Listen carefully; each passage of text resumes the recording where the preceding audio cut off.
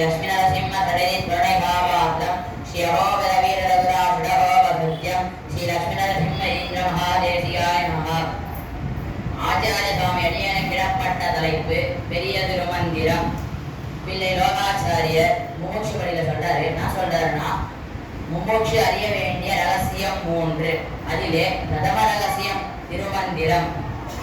முமோட்சனா மோட்சக்கு இச்சையுடையவர்கள், அவர்கள் 3 ரகசியம் முக்கியமா தெரிஞ்சிருக்கணும். அதுல முதல் ரகசியம் திருமந்திரம். முதல்ல திருமந்திரம் எப்படி உருவாச்சு பார்க்கலாம், எதற்காக உருவாச்சுன்னு பார்க்கலாம். இதையும் பிள்ளை லோகாச்சாரியர் முமோட்ச வழியில சொல்றாரு. என்ன சொல்றாருன்னா, சம்சாரிகள் தங்களையும் ஈஸ்வரனையும் மறந்து ஈஸ்வர கைங்கரியத்தையும் இழந்தோம் என்கிற இழவுமின்றிக்கே சம்சாரமாகிய பெருங்கடலிலே விழுந்து நோவட சர்வேஸ்வரன் தன் கிருபையாலே அவர்கள் தன்னை அறிந்து கரைமரம் சேரும்படி தானே சிஷ்யனுமாய் ஆச்சாரியனுமாய் நின்று திருமந்திரத்தை வெளியிட்டருளினான். இதனுடைய பொருளை பார்க்கலாம். சம்சாரிகள் தங்களையும் மறந்து, சம்சாரிகள் இருக்கிறாங்கள அவங்க எதற்காக இந்த உலகத்துல பிறந்தோம் அதையும் மறந்துறாங்க. ஈஸ்வரனையும் மறந்து எம்பெருமானையும் மறந்துட்டு ஈஸ்வர கைங்கரியத்தையும் இழந்து எம்பெருமானுக்கு தொண்டு செய்யணும், அதுவும் செய்யல. இழந்தோம் என்கிற இழவுமின்றிக்கே, அதெல்லாம் இழந்துட்டோம் என்ற அறிவு கூட இல்லை. சம்சாரமாகிய பெருங்கடலிலே விழுந்து நோவட, அதாவது இந்த மாயையான உலகத்துல சிக்குண்டு இருக்கிறாங்க. அதனால எம்பெருமான் பார்க்கலாம், இத்தனை முறையும் பிறந்து பிறந்து பிறந்து இறந்து என் திருவடி அடையாமல் இருக்கிறே, அதனால பெருமாள் கிருபை பண்ணி அவர்கள் தன்னை அறிந்து கரைமரம் சேரும்படி, எப்படி இவங்க கரைமரம் என் திருவடி அடைவாங்க அப்படின்னு சொல்லிட்டு அவரு என்ன பண்றாரு, பத்ரிகாசிரமத்துல தானே சிஷ்யனுமாய் ஆச்சாரியனுமாய் நின்று திருமந்திரத்தை வெளியிட்டருளினான். நரநாராயணனாக நின்று திருமந்திரத்தை வெளியிடுறாரு. சரி, ஆச்சாரியனாக நின்றால் எதற்கு சிஷ்யனாக நிற்க வேண்டும்? அதையும் கிளை லோகாச்சாரியர் சொல்றாரு. என்ன சொல்றாருன்னா, சிஷ்யனாய் நின்றது சிஷ்யன் இருக்கு விரப்பு நாட்டார் அறியாமையாலே அத்தை அறிவிக்கைக்காக. ஏன் சிஷ்யனா நிற்கிறார்னா, சிஷ்யன் இருக்கும் இறப்பு நாட்டார் அறியாமையாலே. ஒரு ஆச்சாரியனிடம் சிஷ்யன் எப்படி இருக்கணும் அப்படின்ட்டு பெருமாளை காட்டி கொடுக்கிறார். அதனாலதான் சிஷ்யனா இருக்கிறார். சரி, இங்க திருமந்திரத்தை வெளியிட்டாரு பெருமாள். அதன் பிறகு எப்படி உபதேசிக்கிறார்னா, ஓரா, இதுதான் மனவாளமாமணி உபதேச லட்சணமாயிரம் சொல்றாரு. என்ன சொல்றாருன்னா, ஓரான் வழியாய் உபதேசித்தார் முன்னோர் ஏரா எதிராதறிஞருளால் பாருலகில் ஆசையுடையோர்க்கெல்லாம் ஆரியர்களா கூடும் என்று பேசி வரம் கொடுத்தார் பின். அதாவது ஒருவருக்கு தான் அந்த திருமந்திரத்தை சொல்றாங்க. அப்ப ராமானுஜர் முன்னாடி, ராமானுஜர் வந்த பிறகு 18 முறை திருக்கோட்டியூருக்கு சென்று திருக்கோட்டி நம்பியரிடம் திருமந்திரத்தை உபதேசம் பெற்றுட்டு எல்லாருக்கும் சொன்னாரு. அப்ப ராமானுஜரால் தான் நம்ம எல்லாருக்கும் பெரிய திருமந்திரம் கிடைச்சது. அங்க ஒரு முறை பெரிய திருமந்திரம் தோன்றுது. இப்ப திருமந்திரத்துடைய அர்த்தத்தை பார்க்கலாம். திருமந்திரம் 8 அக்ஷரம் 3 பதம். 8 அக்ஷரம் ஓம் ந மோ நா ரா ய நா ய. 8 அக்ஷரம் 3 பதம். முதல் பதம் ஓம் பிரணவம், இரண்டாம் பதம் நமபதம், மூன்றாம் பதம் நாராயணாய பதம். முதல் பதம் ஓம், ஒரு அக்ஷரம் 3 பதம். அகாரம் உகாரம் மகாரம்.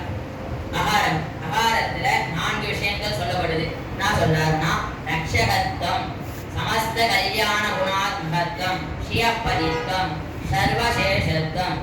ரக்ஷகத்துவம், எம்பெருமான் ஒருவனை ரட்சிக்க கூடியவன் அப்படின்னு சொல்றாங்க.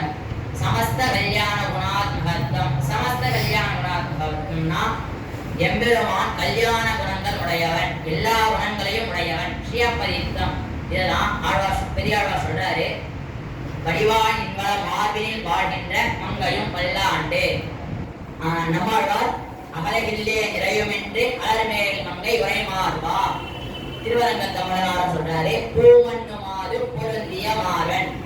ஆக பிரிக்கு நிலை இல்லை, தாயாரும் பெருமாளும் சேர்ந்துதான் இருப்பார்கள். சர்வசேஷத்துவம், சரணாகதி, தாயார் இருக்கும் போதுதான் சரணாகதி செய்ய வேண்டும். இது அகாரத்துல சொல்லப்படுகிறது.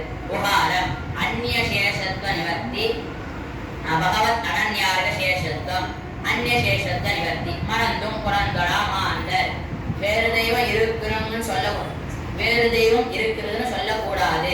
அப்படி சொல்லினால் பகவத் அனன்யார்க சேஷத்தி கிட்டாது. பகவத் அனன்யாக சேஷத்துவம்னா பகவத் கைங்கரியம் கிடைக்காது. மகாரம் ஆத்மாவுடைய ஞானானந்தத்துவம், ஞான குணகத்துவம், நித்தியத்துவம், அணுத்துவம், ஏகரூபத்துவம், ஸ்வயம் பிரகாசத்துவம், பிரகிருதே பரத்துவம் ஆகிய 7 விஷயங்களை கூறுகிறது. ஆத்மாவுடைய ஞானானந்தத்துவம் என்றால் ஆத்மா வேறு சரீரம் வேறு அப்படின்னு ஒருவர் தெரிந்து கொண்டால் அவனுக்கு ஞானம் பிறக்கிறது. அந்த ஞானத்தால் எம்பெருமானுடைய உயர்ந்த குணங்களை தெரிந்து கொள்ளுதல் ஞான குணநத்தம். நித்தியத்துவம் அதை நித்தியமாக அனுசந்தித்தல். அணுத்துவம் எம்பெருமான் அனுரூபமாக இருக்கிறான் என்று தெரிந்து கொள்ளுதல். ஏகரூபத்துவம் எம்பெருமான் ஒருவனே என்று தெரிந்து கொள்ளுதல். ஸ்வயம் பிரகாசத்துவம் நானே தோன்றியவன். பிரகிருதே பரத்துவம் எம்பெருமான் தான் பரத்தும் தெரிந்து கொள்ளுதல். இது பிரணவம். 2ஆம் பதம் நவபதம். 2 அக்ஷரம் ஒரு பதம். இதுல 4 விஷயம் சொல்லப்படுது. நானா விஷயம்னா சுவாதந்திரம், ரக்ஷண பிரதிபத்தி, ஸ்ரீ வைஷ்ணவ சமபுத்தி, உபாயந்திரம். சுவாதந்திரம் சுவாதந்திரம்னா அகங்காரம் மமகார நிவர்த்தி. இது சுவாதந்திரம். சுவாதந்திரம் இருக்கக்கூடாது. ஸ்ரீ ரக்ஷண பிரதிபத்தி பிரயோஜனத்தை எதிர்பார்ப்பது. பிரயோஜனத்தை எதிர்பார்த்து கைங்கரியத்தையும் எதையும் செய்யக்கூடாது. ஸ்ரீ வைஷ்ணவ சமபுத்தி ஸ்ரீ வைஷ்ணவர்களை சமமாக தான் பார்க்கணும். யாரையும் தாழ்ந்தவங்க உயர்ந்தவங்க பார்க்க கூடாது. உபாயந்திரம் எம்பெருமானை ஒழிய வேறு உபாயம் இல்லை என்று நினைக்கணும். இது 3 இருந்தாதான் நவபதம் சித்திக்கும். நாராயணாய பதம் 5 அக்ஷரம் 3 பதம். நாரபதம் அயனபதம் ஆயபதம். நாரபதம் 3 விஷயங்களை சொல்கிறது. சேதனங்களுடைய நித்தியத்துவமும் அவற்றினுடைய சமூகத்துவமும், சமூக சங்கியாதத்துவம், சேதனங்களுடைய நித்தியத்துவம், சேதனங்களிடையே நாகத்வேஷம் நடையற்றாகில் நாரபதம் குலையும். நாரபதம் சித்திக்காது.